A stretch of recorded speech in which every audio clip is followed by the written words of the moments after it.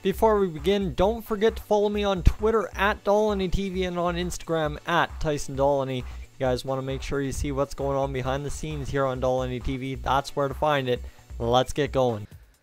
This is Dolynny TV, and guys, today, okay, you know what, I'm finally going to address this because I have an idea on how to address this. You guys were talking in the comments of the last video there on why the Oilers should be feared in 2018-2019. Now we got some more news. Okay, so what happened pretty much like 20 minutes after I recorded that video is we got the news of the PTO for Scotty Upshall. Right there, that's massive news because we've seen some storylines like that play out in the past. Think back to 2016. Chris Versteeg comes in on a PTO, has a decent camp, goes 3 hours south to Calgary, and ends up having an alright season in Calgary. Of course, I'm not saying that's going to 100% play out the exact same way again with Scotty Upshall. What I'm saying is, you know what, we've had a similar Scotty Upshall type player come into camp on a PTO, and I mean, I didn't really think much of Chris Versteeg in that situation, so I didn't think much of Scotty Upshall in this situation this year. But then all of a sudden, you go out and sign 27-year-old defenseman Jakub Jerabek. Okay, so now you've got two moves the Oilers make in back-to-back days. That kind of concrete cements some stuff for them into camp. Right now you've got 7 NHL-ready defensemen who are going to compete for the 7 spots, right? You've got Jerabek, you've got Gravel, you've got Nurse, you've got Benning, you've got Larson, you've got Russell, and you've got Clefbaum. Right there, bing, bang, boom. You've got your 7 defensemen. But what these two signings, I mean, Upshall's only a PTO, so he's there pretty much to push people at camp. If he gets a contract, obviously the Oilers have a bigger grand scheme of things planned because there's a lot of positions already filled on the Oilers, and I really don't see where the 34-year-old Scotty Upshall fills in unless it's the 4th line role. But here's the problem. This is like I'm getting to. I was getting to it with the Jerabek signing. I'm getting to it now with the PTO, and if Upshall gets a contract. We got our positions filled. We got a lot of depth.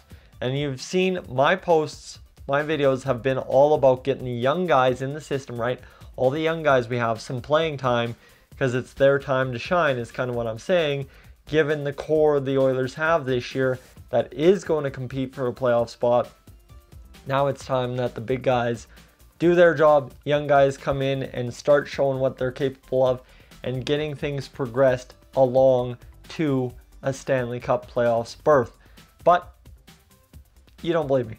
Probably not. You know what? I probably sound crazy because I'm saying, oh, we have all the depth in the world, and most non-Oilers people don't know who we have for depth. So let me fill you in on a couple of the depth chart people. So like I said, I named the top 7 when it comes to the Oilers. Nurse is unsigned right now on the defensive end, but we'll hold off on that because it's an RFA negotiation. You never know how those are going to pan out. Now the other problem is you've got Ethan Bear. I've said this name 60 billion times already this summer. Keegan Lowe. And then you've got as well a man in, where else is he? Ethan Bear, Keegan Lowe, and Caleb Jones. Right there, those are my 3. Right, so now you've got 3 guys on the outside that could be looking in, right? I've talked about other defensemen who could step in there, but I'm saying it's either Ethan Bear or Caleb Jones. And the guy, I don't talk about him because he's not a rookie. I'm talking about Keegan Lowe. He could step in just as well and get the job done. So you've got essentially, without Sekera, right? Without Sekera, you've got 10 defensemen competing for 7 spots. Okay? Now, with Gravel and with Jerabek, there's kind of a, I don't know how to put it, there's kind of a asterisk beside their names because I'd say they are, I wouldn't mind losing them on waivers, right? They are able to be sent down to the minors to call up one of these guys. Problem is, Jerabek, he's 27 years old. He's had 1 pro season in North America.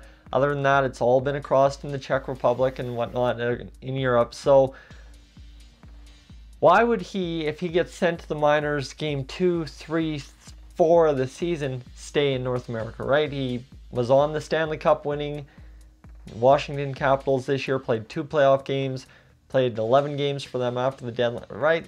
Just not quite what he had probably hoped once he went to Washington. I mean, he probably knew his role and filled in, but maybe he's one of those European players that's seeing it's not panning out in the North American game. Maybe head back home and enjoy family, friends, and hockey all at the same time. So that's why I'm kind of scared on the Jerabek signing, and especially that's probably why he only got signed to a 1-year deal, right? Is if he ends up going back, can't screw you. It's a 1-year deal. It's done. Wash your hands after the season. It's over. So there you go. That's good. And I mean, Kevin Gravel. I'll give you his stats. Big old zeros, my man. That's all I've got on the sheet. I've got zeros for Kevin Gravel on Elite Prospects. So we're all talking about him coming in and making a difference. Well, I don't know yet. But Kevin Gravel definitely, I think, NHL ready at this point. So we'll give him a chance and see what he can do. And I'm sure that's what camp is going to be for the defenseman. It's 10 guys fighting for 7 spots. See what you can do. Whoever wins, wins. Caleb Jones might be the odd man out. I'm fine with that because he'll be up at some point of the season. I've said it enough times. Anyways, now I should probably talk about Scotty Upshall and the problem with him. Well, Scotty Upshall on a PTO is a right winger. So you have to look at the wing position because I think Upshall at 34 years old is going to have to stop being picky if he wants to play in the NHL. He's classified as a right winger by all the sites I visited today, but the left wing could use him as well. So on the left wing, you've got Milan Lucic, Drake Caggiula, Pontus Sæberg, and Jujhar Khaira. Okay, right there, that's not bad. But on the right wing, you've got Kailer Yamamoto, Jesse Puljujarvi, Tobias Rieder, Ty Rattie, and Zach Kassian. There's the problem. Because now you've got your 13th forward, right? Whether it be Pontus Sæberg or Zach Kassian, you've got your 13th forward. That's a hard pill to swallow when you're trying to figure out, well, now we need a 14th forward, right? I mean, yes, sir, you can carry 2 forwards and a defenseman, but I don't know. That's going back to, I was saying 7 spots. It could be 8 spots on the back end. Who friggin' knows at this point? We haven't seen camp. But so basically, essentially, I guess you've got your 13 forwards. Scotty Upshall, if he gets on with this team, is fighting for the 14th forward position. That's not exactly a glorious position to be in. And for me, I can't see why you would spend money on a guy outside of the organization when he could just promote within and let a guy, like, come on, we've got the depth chart here. You've got guys in Tyler Benson, right? Tyler Benson could easily play on the fourth line left wing, and you have Pontus Sæberg and Zach Kassian as your friggin' 13th and 14th forwards, right? I'm fine with that. I don't think Aberg's fine with that. I don't think Kassian's fine with that, but I am fine with that. That would be a perfect move. So basically, my overall arching points to this whole video is that the Upshall and Jerabek signings, as much as they make sense, really make no sense at all, right? Thankfully, Upshall is only a PTO, so I would be fine if all he's there to do at camp is push people, play well, and find a contract elsewhere. I'm good with that. But spending money on a guy, an NHL caliber guy who's played in the NHL for several years and is 34 years old, to literally play as what, your 4th line right wing? Yes, sure. If we get him for $750, I'm good. If not, and you're gonna have him as the 13th, 14th forward, I really don't like that move. Like, we obviously, in that situation, you got to be trading Kassian or Aberg. It's 100% on my end. You got to trade one of those two if you're going to keep Upshall. I said that on the comments of the Reasons to Fear the Oilers video the other day. I still stick by it. You got to trade Kassian or Aberg if Upshall's going to stick around.